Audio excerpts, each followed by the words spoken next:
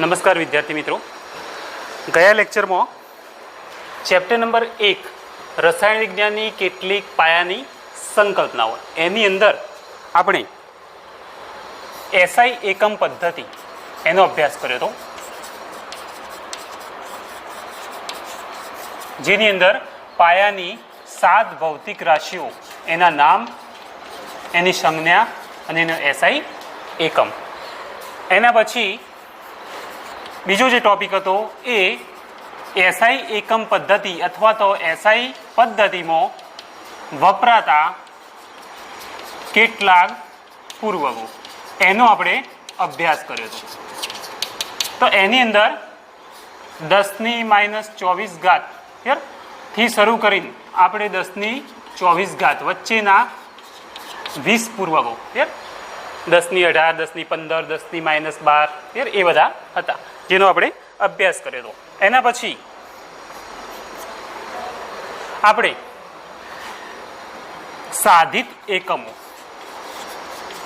સાધિત એકમો જેની અંદર 8 એકમોનો અભ્યાસ કર્યો હતો, જે એકમો આજે એસઆઈ એકમ પદ્ધતિના મૂળ ભૌતિક રાશિઓ અથવા તો પાયાની ભૌતિક રાશિઓ એના ઉપરથી મેળવ્યા હતા.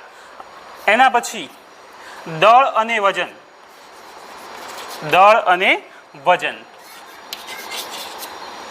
તો દળ અને વજન,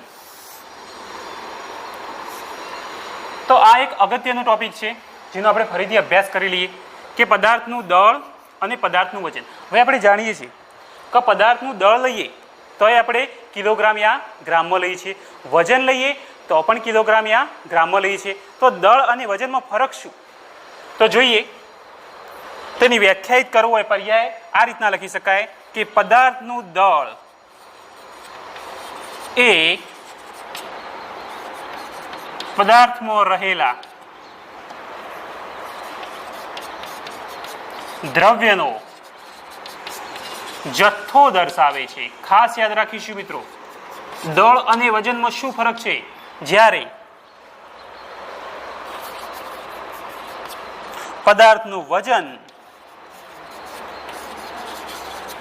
એ પદાર્થ પર લાગતું ગુરુત્વાકર્ષણ બળ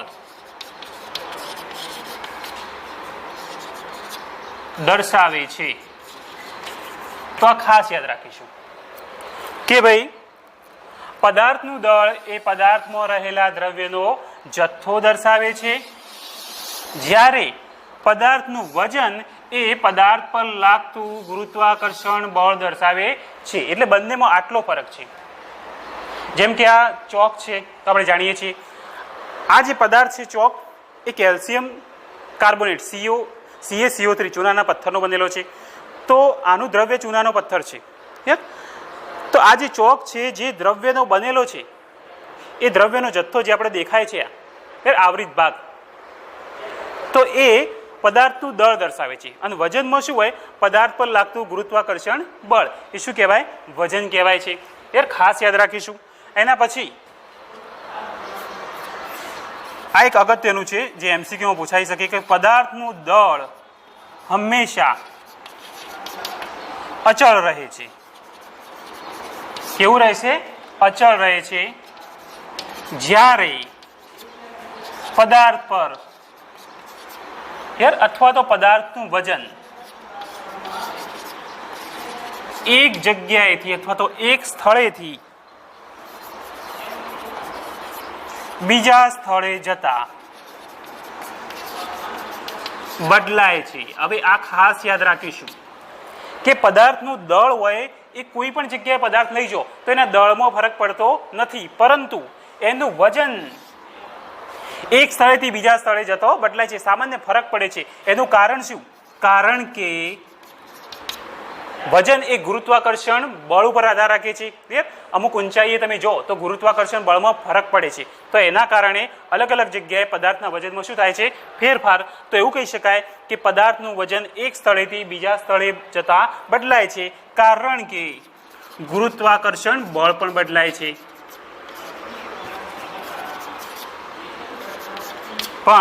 બદલાય છે.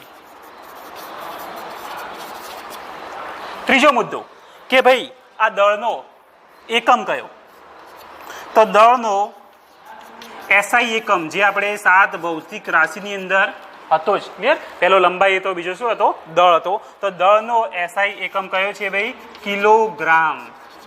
સિમ્બોલ છે કેજી, યાદ રાખીશું કેજી, કિલોગ્રામ. તો દળનો એસઆઈ એકમ કયો છે, કિલોગ્રામ. હવે પદાર્થનું દળ માપવું હોય પ્રયોગશાળામાં તો એના માટેનું જે સાધન છે એ કયું કહેવાય, વૈશ્લેષિક તુલા. યાદ રાખીશું વૈશ્લેષિક તુલા. તો પદાર્થનું દળ માપવા માટે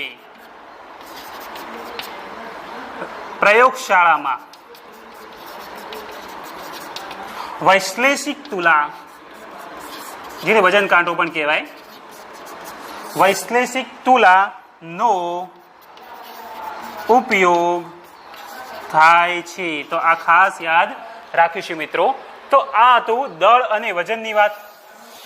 ફરીથી એક વખત જોઈ લો કે પદાર્થનું દળ એ પદાર્થમાં રહેલા દ્રવ્યનો જથ્થો દર્શાવે છે, જ્યારે વજન એ પદાર્થ પર લાગતું ગુરુત્વાકર્ષણ બળ દર્શાવે છે.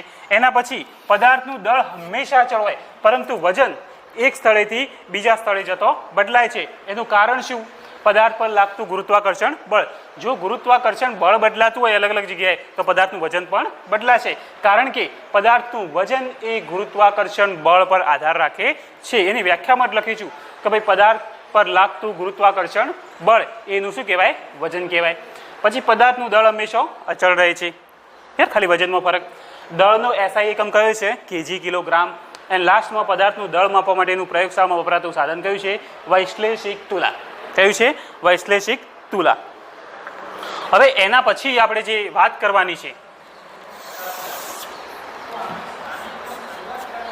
એ છે પદાર્થનું કદ.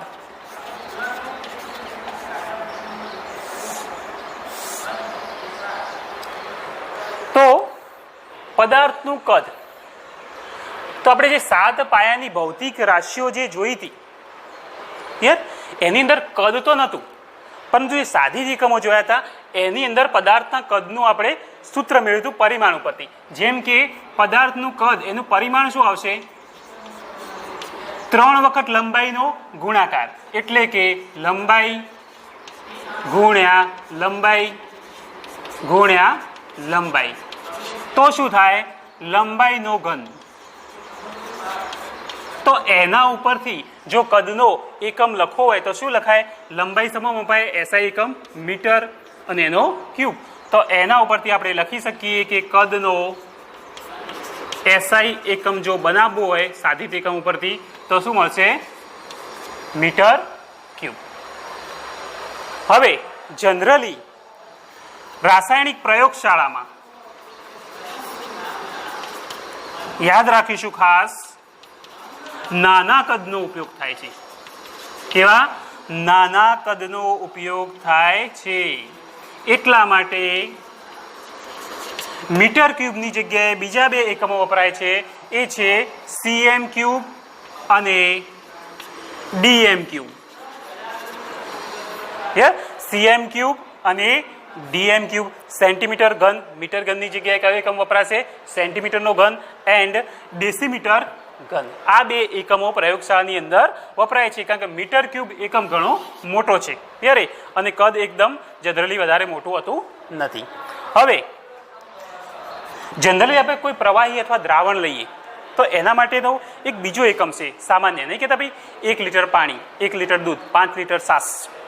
તો કદનો બીજો સામાન્ય એકમ કયો છે, લીટર છે. યાદ રાખીશું, લીટર, કેપિટલ L. કયો એકમ છે, લીટર. તો કદનો સામાન્ય એકમ લીટર છે, જે પ્રવાહીનું કદ માપવા માટે વપરાય છે. અને એમાં આપણે જાણીએ છીએ કે 1 લીટર બરાબર કેટલા થાય, 1000 ml. પછી સીએમ ક્યુબ અને ડીએમ ક્યુબ વચ્ચેનો પણ સંબંધ છે. 1000 સેન્ટીમીટર ક્યુબ બરાબર 1 ડેસીમીટર ક્યુબ. આ બંને યાદ રાખીશું ખાસ. 1 લીટર બરાબર 1000 ml અને 1000 cm³ બરાબર 1 ડેસીમીટર ક્યુબ. યાર એ તો પદાર્થનું કદ તો એનું પરિમાણ શું થાય? 3 વખત લંબાઈનો ગુણાકાર એટલે કે મીટર ક્યુબ. તો એસઆઈ એકમ મળ્યો મીટર ક્યુબ. બરાબર. પણ રાસાયણિક પ્રયોગશાળામાં આપણે જે પદાર્થો અથવા દ્રાવણો લઈએ છીએ ત્યારે એ એકદમ નાના કદના હોય છે, એટલા માટે મીટર ક્યુબની જગ્યાએ નાનો એકમ cm³ અને dm³ નો ઉપયોગ થાય છે. હવે કદનો સામાન્ય એકમ બીજો કયો છે આપણે વ્યવહારમાં વાપરીએ છીએ? એ છે લીટર, જેનો બહોળી માત્રામાં ઉપયોગ થાય છે. એના ઉપરથી 1 લીટર બરાબર 1000 ml લખાય અને 1000 cm³ બરાબર 1 dm³. આ પણ મિત્રો યાદ રાખવું પડશે. ક્લિયર? તો પદાર્થનું કદ એનો એસઆઈ એકમ શું આવશે? Metre cube. યાદ રાખીશું. પછી એની જગ્યાએ બીજા એકમો કયા વપરાય? સેન્ટીમીટર ક્યુબ અને ડેસીમીટર ક્યુબ. બરાબર. કદનો સામાન્ય એકમ લીટર છે અને આ બંને સંબંધો તમારે યાદ રાખવા પડશે કે 1 લીટર બરાબર 1000 ml અને 1000 cm³ બરાબર 1 dm³. બરાબર. હવે આગળ જોઈએ આપણે મિત્રો. તો પદાર્થના કદ વિશે તમને સમજણ પડી ગઈ છે. હવે એના પછી ઘનતાની વાત કરીએ મિત્રો. તો ઘનતાનું આપણે એસઆઈ એકમ જે પાયાની ભૌતિક રાશિઓ છે એના ઉપરથી સાધિત એકમોની અંદર આપણે ઘનતાનો એકમ મેળવ્યો હતો. તો ફરીથી એક વાત જોઈએ થોડુંક એક્સ્ટ્રા એડ કરીને કે પદાર્થની ઘનતા. તો હવે ઘનતાનું પરિમાણ શું છે? જનરલી સાદું સૂત્ર આપણે વૈજ્ઞાનિક ભાષામાં જાણીએ, ઘનતા બરાબર દળ ભાગ્યા કદ. મીન્સ પદાર્થની ઘનતા એટલે એવું કહી શકીએ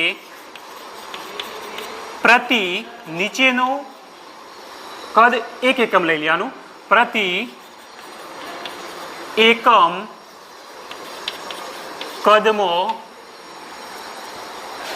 રહેલા દળનો જથ્થો. ક્લિયર? અથવા તો પ્રતિ એકમ કદના જથ્થાનું દળ. ક્લિયર? પ્રતિ એકમ કદના જથ્થાનું દળ અથવા તો દ્રવ્યમાન. પ્રતિ એકમ કદના જથ્થાનું દળ એટલે શું કહેવાય? પદાર્થની ઘનતા. ક્લિયર? હવે જો ઘનતાનો મારે એસઆઈ એકમ મેળવવો હોય તો દળનો એસઆઈ એકમ લખવો પડે અને કદનો એસઆઈ એકમ. તો આવું લખી શકીએ કે ઘનતાનો એસઆઈ એકમ બરાબર દળનો એસઆઈ એકમ ભાગ્યા કદનો એસઆઈ એકમ. હવે દળનો એસઆઈ એકમ આપણે જાણીએ છીએ શું છે? કિલોગ્રામ.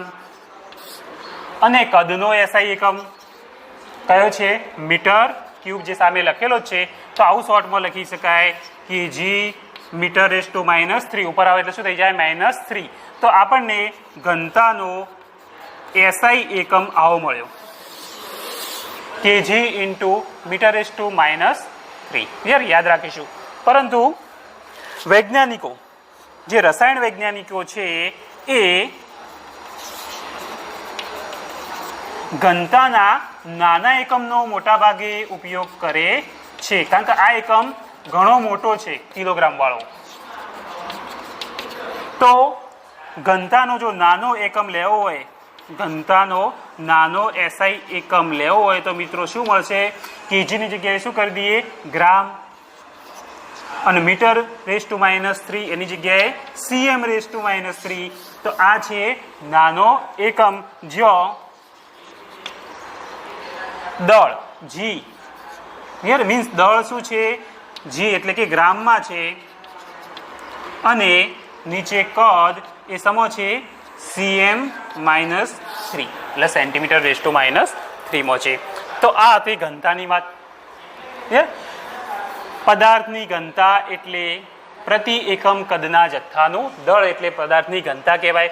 એનો એસઆઈ એકમ મેળવવા માટે આપણે બંનેના એસઆઈ એકમ લખ્યા તો કેજી ઇન્ટુ મીટર/-3, પરંતુ એના નાના એકમનો બહોળી માત્રામાં બહોળા પ્રમાણમાં ઉપયોગ થાય છે રસાયણ વિજ્ઞાનીઓ દ્વારા. તો કેજીની જગ્યાએ ગ્રામ, મીટરની જગ્યાએ સેન્ટીમીટર, તો જી ઇન્ટુ cm/-3. ક્લિયર? જો દળ ગ્રામમાં અને કદ cm/-3 છે. ક્લિયર? હવે એના પછીની વાત કરીએ મિત્રો, તો એના પછીનો જે એકમ છે એ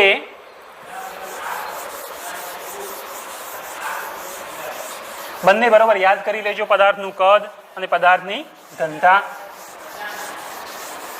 હવે તાપમાનની વાત કરીએ મિત્રો કે ભાઈ તાપમાન સમમાં મપાય.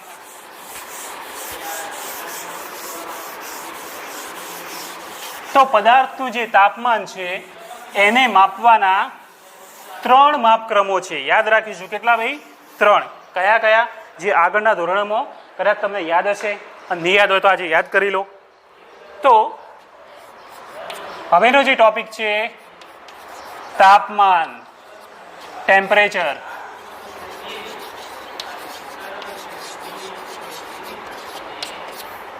તો તાપમાન, ટેમ્પરેચર.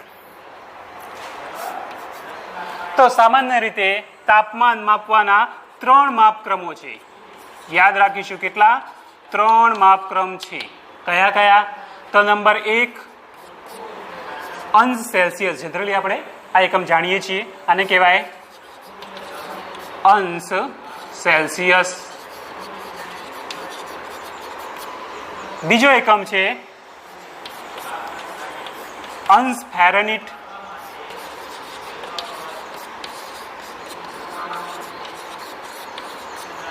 ત્રીજો એકમ છે મિત્રો કેલ્વિન. હવે કેલ્વિન તો આપણે જોયું, તાપમાનનો એસઆઈ એકમ કયો છે? કેલ્વિન. તો જનરલી તાપમાન માપવા માટેના કેટલા માપક્રમો છે? તો 3. કયા કયા? યાદ રાખીશું મિત્રો. એક છે અંશ સેલ્સિયસ, બીજો છે અંશ ફેરનહીટ એન્ડ થર્ડ ઇઝ કે કેલ્વિન. આની અંદર જે કેલ્વિન એકમ છે મિત્રો એ તાપમાનનો મૂળ એસઆઈ એકમ છે. ક્લિયર? આ બીજા વ્યવહારમાં વપરાય છે, પણ મૂળ એકમ એસઆઈ એકમ કયો કહેવાય? કેલ્વિન. તો કદાચ એમસીક્યુમાં પૂછાય ભાઈ તાપમાનનો એસઆઈ એકમ કયો છે? તો મૂળ એકમ કયો આવે? ઓપ્શનમાં બધા આપેલા છે, તો કયો આવશે? કેલ્વિન. તો આપણે લખી શકીએ કે તાપમાનનો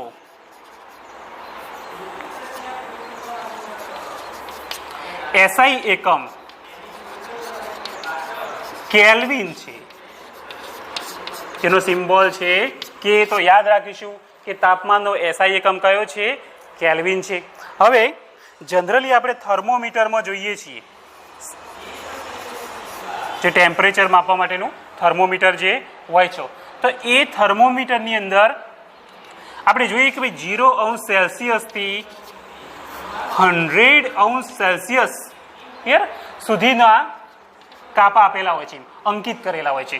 આની અંદર 0° સેલ્સિયસ અને 100° સેલ્સિયસ એ એક કહેવાય છે ને કે પ્રોપર માપ છે. જે 0° સેલ્સિયસ એ પાણીનું ઠાર બિંદુ બતાવે છે, એના ઉપરથી લીધેલો એકમ છે. અને અહીંયા 100° સેલ્સિયસ એ પાણીનું ઉત્કલન બિંદુ, એના આધારે ટેમ્પરેચર મપાય છે. તો જે સાદું થર્મોમીટર હોય છે એની અંદર આ પ્રકારનું આ થર્મોમીટર છે.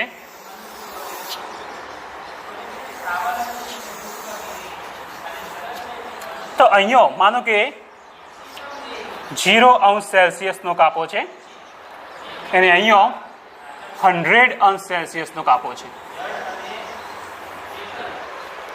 તો આ જે 0° સેલ્સિયસ એ પાણીનું ઠાર બિંદુ, 100° સેલ્સિયસ એ પાણીનું ઉત્કલન બિંદુ.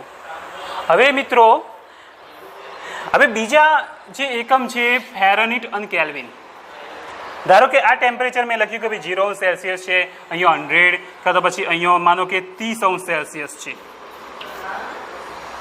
પણ એ જ તાપમાનને મારે ફેરનહીટમાં કહેવું છે, તો એ જ તાપમાનને ધારો કે બીજું આ થર્મોમીટર છે અને એ જ તાપમાનને મારે ફેરનહીટમાં દર્શાવવું છે. આ જે 0° સેલ્સિયસ છે અહીંયા પણ એક કાપો છે, તો એના ફેરનહીટ કેટલા લખીશું? 30ના કેટલા લખીશું? અને 100ના કેટલા લખીશું? તો એના માટેનું એક સૂત્ર છે મિત્રો, ખાસ યાદ રાખીશું કે ભાઈ અંશ ફેરનહીટ બરાબર 9/5 ઇન્ટુ અંશ સેલ્સિયસ ડિગ્રી સેલ્સિયસ પ્લસ 32 હવે અંશ ફેરનહીટનું સૂત્ર આવું છે 9/5 ઇન્ટુ ડિગ્રી સેલ્સિયસ પ્લસ 32. હવે ધારો કે 0 સેલ્સિયસના મારે ફેરનહીટમાં કન્વર્ટ કરવા છે, ક્લિયર? 0 સેલ્સિયસના ફેરનહીટમાં કન્વર્ટ કરવા છે તો શું થાય? ધારો કે અહીંયા 0 સેલ્સિયસ એના મારે ફેરનહીટ કેટલા થાય શોધવા છે. તો અહીંયા 0 અંશ સેલ્સિયસ કેટલા લઈ લેવાના? 0. તો એમાં કિંમતો મૂકો તો અંશ ફેરનહીટ બરાબર 9/5 ઇન્ટુ શું થઈ જાય? 0 પ્લસ 32. તો આ 0 થઈ જાય વત્તા 32 તો કેટલા મળે? 32 ફેરનહીટ. મીન્સ 0 સેલ્સિયસ તાપમાને ફેરનહીટ દર્શાવવા હોય તો કેટલા આવશે? 32 અંશ ફેરનહીટ. એ જ રીતના 100 ડિગ્રી સેલ્સિયસ છે એના મારે ફેરનહીટમાં કન્વર્ટ કરવા, તો આવું સૂત્ર છે 9/5 ડિગ્રી સેલ્સિયસ પ્લસ 32. અહીંયા હું 9/5 અંશ સેલ્સિયસ કેટલા લઈ લઉં? 100 પ્લસ 32 તો 5 × 20 2 × 18 એટલે 180. તો અહીંયા થાય 180 વત્તા 32 એટલે 2 8 × 3 11 વધી 1 212 ફેરનહીટ થાય અહીંયા. તો મિત્રો તમને સમજણ પડી જશે કે જો અંશ સેલ્સિયસના ફેરનહીટમાં ફેરવવા હોય તો એના માટેનું સૂત્ર આવું છે, અંશ ફેરનહીટ બરાબર 9/5 ઇન્ટુ ડિગ્રી સેલ્સિયસ બરાબર પ્લસ 32. હવે 30 અંશ સેલ્સિયસ એના જો ફેરનહીટ ફેરવવાના તો હવે તો તમને આવડી ગયું છે બરાબર. આના કેટલા આવ્યા હતા? 212 આવ્યા હતા. હવે 30ના મારે ફેરવવા છે તો આના સૂત્રમાં હું કિંમત મૂકું બરાબર. અહીંયા કેટલા લઈ લઉં? 30. તો 9/5 ગુણ્યા 30 અને પાછળ તો વત્તા 32 છે જ. 5 × 6 = 30. 9 × 7 કેટલા થાય? 54 વત્તા 32 4 × 2 = 6 5 × 3 = 8. તો અહીંયા આવશે 86 અંશ ફેરનહીટ બરાબર. આવું એમસીક્યુમાં પૂછાય કે ભાઈ આ સેલ્સિયસને અંશ ફેરનહીટમાં ફેરવો તો તમે આરામથી હવે ફેરવી શકો. સૂત્ર ખાસ યાદ રાખીશું કે ભાઈ ફેરનહીટ અને સેલ્સિયસ વચ્ચેનો સંબંધ દર્શાવતું સૂત્ર કયું છે? અંશ ફેરનહીટ બરાબર 9/5 ડિગ્રી સેલ્સિયસ પ્લસ 32. ઉલટું પણ પૂછાય. ધારો કે જે ફેરનહીટ આપેલા હોય ત્યારે ઉલટું પણ પૂછાય, એને સેલ્સિયસમાં પણ તમે ફેરવી શકો છો. આ જે 86 ફેરનહીટના સેલ્સિયસ તો એ પણ કેટલા આવશે? 30 આવશે. સૂત્રમાં ઓલ્ટરનેટિવ કિંમત તમે મૂકી શકો છો. હવે ત્રીજા માપકની વાત કરીએ, કેલ્વિન. અહીંયા ત્રીજું થર્મોમીટર મેં લીધું છે.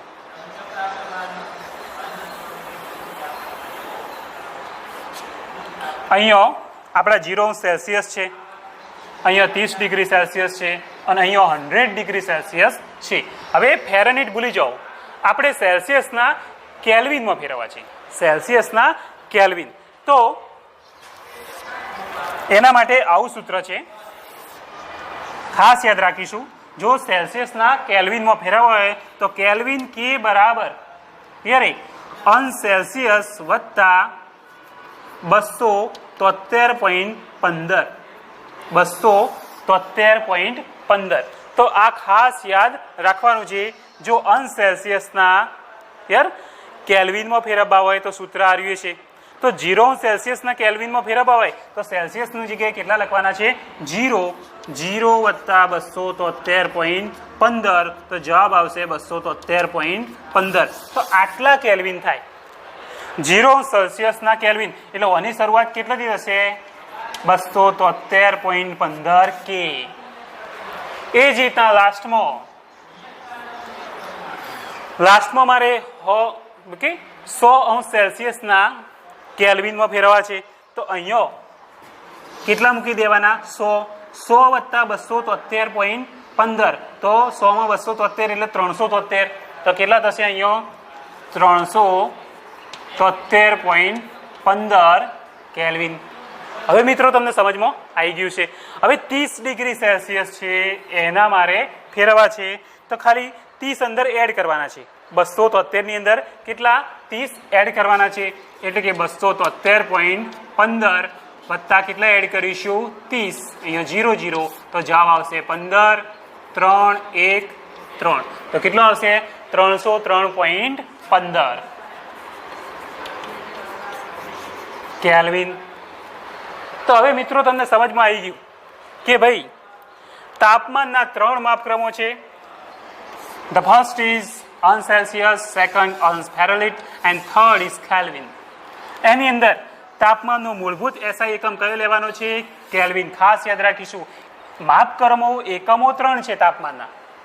ત્રણેય માપક્રમમાં તાપમાનને માપી શકાય જેની અંદર અંશ સેલ્સિયસ તમે વધારે જોતા હોય છે. અત્યારે નહીં તો ભાઈ કે ભાઈ 35 ડિગ્રી 40 ડિગ્રી 42 ડિગ્રી સેલ્સિયસ તાપમાન છે. આનો બહોળી માત્રામાં ઉપયોગ થાય છે પરંતુ મૂળ SI એકમ અંશ સેલ્સિયસ નથી પણ કયો છે તાપમાનનો કેલ્વિન છે. કેલ્વિન માપક્રમ છે મૂળ. ત્યારે બીજો અંશ ફેરનહીટ, ત્રીજો કેલ્વિન અને SI એકમ કયો હશે કેલ્વિન. હવે ઉદાહરણ સમજવા માટે મેં અહીંયા થર્મોમીટર દર્શાવેલો છે 0 અંશ સેલ્સિયસ થી 100 અંશ સેલ્સિયસ. એની અંદર 0 અંશ સેલ્સિયસ એ પાણીનું ઠાર બિંદુ, 100 અંશ સેલ્સિયસ પાણીનું ઉત્કલન બિંદુ એ રીતના લીધેલો છે. માનો કે હવે થર્મોમીટરમાં મારે ફેરનહીટ માપક્રમ જોવા છે અને કેલ્વિન પણ જોવા છે તો 0 અંશ સેલ્સિયસના ફેરનહીટ કેટલા થાય તો આપણા બાજુનું સૂત્ર તૈયાર છે. અંશ ફેરનહીટ બરાબર 9/5 ડિગ્રી સેલ્સિયસ પ્લસ 32. એની અંદર વેલ્યુ પુટ કરો. અહીંયા અંશ સેલ્સિયસનું 0 લઈ લઉં તો આ સ્ટેપ 0 થઈ જાય એટલે વચ્ચે કેટલા 32. તો જે ફેરનહીટનું થર્મોમીટર એની શરૂઆત જો 0 ડિગ્રી સેલ્સિયસના અનુક્રમે કરવી હોય એ પ્રમાણમાં કરવી હોય તો એની શરૂઆત કેટલી થશે 32 ડિગ્રી ફેરનહીટ, 32 ડિગ્રી ફેરનહીટ. એ જ રીતના 30 અંશ સેલ્સિયસના કેટલા થશે 86 અંશ ફેરનહીટ બરાબર એ. એના પછી અહીંયા 212 અંશ ફેરનહીટ 100 ના કરવા હોય તો એ જ રીતે હવે બીજું કન્વર્ટિંગ છે. માનો કે ફેરનહીટ યાર એ કેલ્વિનની વાત કરીએ બરાબર. કેલ્વિન ત્રીજો જે માપક્રમ છે. હવે અંશ સેલ્સિયસના મારે કેલ્વિનમાં કન્વર્ટ કરવા છે તો કેનું સૂત્ર આવું છે અંશ સેલ્સિયસ વત્તા 273.15 એટલે કે જે સેલ્સિયસ આપેલા હોય એમાં કેટલા એડ કરવાના છે 273.15. માનો કે 0 અંશ સેલ્સિયસ છે તો એના કેલ્વિન કેટલા થશે 273.15. 30 અંશ સેલ્સિયસ તો એના કેલ્વિન કેટલા થશે 303.15. એન્ડ લાસ્ટમાં 100 ડિગ્રી સેલ્સિયસ એના થશે 373.15 કેલ્વિન. તો મિત્રો 3 માપક્રમોનો આપણે અભ્યાસ કર્યો અને થર્મોમીટરના ઉદાહરણ દ્વારા સમજ્યા. યરે હવે જનરલી અંશ સેલ્સિયસમાં આપણે તાપમાન નીચું હોય છે. ઘણી વખત માઇનસ નહીં હોતું ભાઈ -1 ડિગ્રી સેલ્સિયસ, -2 ડિગ્રી સેલ્સિયસ તો એની અંદર નીચું હોઈ શકે ઋણમાં દર્શાવી શકાય છે પરંતુ કેલ્વિનની અંદર ઋણ આવવાની શક્યતા કેવી છે ઓછી છે. કારણ ગમે તેટલું ઋણ કહું અંદર 273 એડ કરું એટલે શું થઈ જાય પ્લસ થઈ જાય. એટલા માટે મિત્રો ખાસ યાદ રાખીશું કે ભાઈ 3 માપક્રમો એને કન્વર્ટ કઈ રીતના કરવાના એના માટેના 2 સૂત્રો અંશ ફેરનહીટ બરાબર 9.5 અંશ સેલ્સિયસ વત્તા 32 અને બીજું સૂત્ર કેલ્વિનનો કે બરાબર અંશ સેલ્સિયસ વત્તા 273.15. તો અહીંયા આપણે જે વસ્તુનો ટોપિકનો અભ્યાસ કર્યો અહીંયા એને મિત્રો ફરીથી એક વખત યાદ કરી લઈએ કારણ કે અહીંયા સારું રિઝલ્ટ લાવવા માટે પ્રેક્ટિસ અને રિવિઝન એ જ વધારે કરવું પડે છે. તો ફરીથી એક વખત યાદ કરી લઈએ કારણ કે જે ભણો એનું મનમાં રટણ કરી જવાનું એને યાદ કરવાનું કે ભાઈ આ ભણ્યા પછી મને કેટલું યાદ રહ્યું બરાબર. એ જાતે મનમાં વિચારવાનું અને પછી ખબર પડે કે નથી આવડતું તો એને શીખી લઉં. તો આજે આપણે સાનો અભ્યાસ કર્યો તો સૌથી પહેલા આપણે સાધિત એકમો ઉપરથી પદાર્થના કદનો અભ્યાસ કર્યો.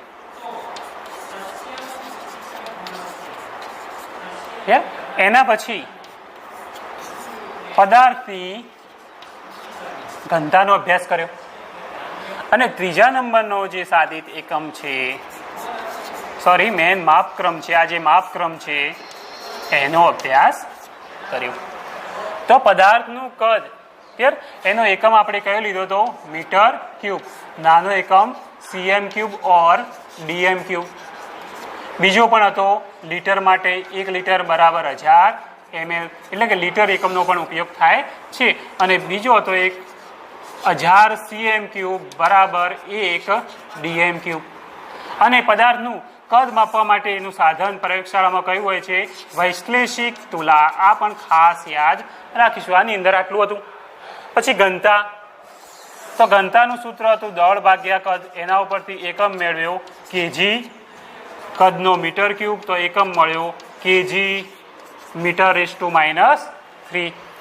આ પણ ખાસ યાદ રાખીશું. પરંતુ વ્યવહારની અંદર નાના ઉપયોગનો નાના એકમનો ઉપયોગ થાય છે. રસાયણ વિજ્ઞાનીઓ એમાં નાના નાના પદાર્થો લેવાના હોય તો ગ્રામ ઇન્ટુ cm−3 આ એકમ મળશે.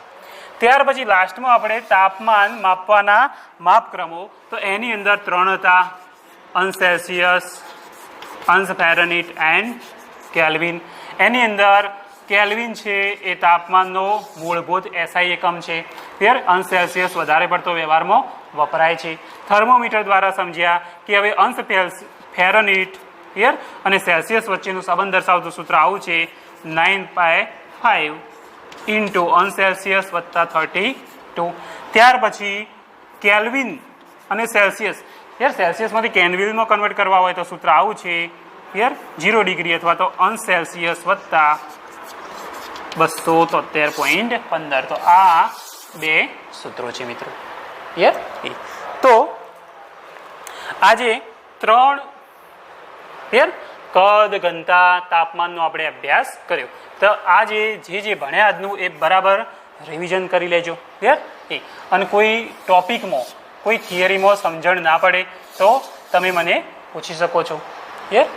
હવે એના પછીનો જે નેક્સ્ટ ટોપિક જે આપણે ભણવાનો છે એનો અભ્યાસ આપણે નેક્સ્ટ લેક્ચરમાં કરીશું. થેન્ક યુ મિત્રો.